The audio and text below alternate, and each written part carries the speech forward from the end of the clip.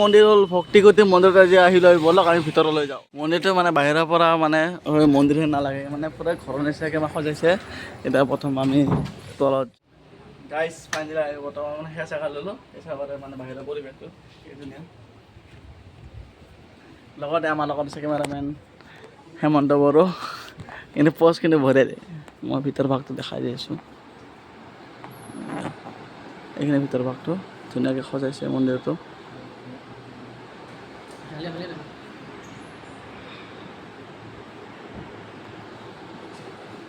হ'ল মানে বাহিৰৰ পৰিৱেশ ওপৰৰ পৰা কেনেকুৱা দেখাবা বাহিৰটো।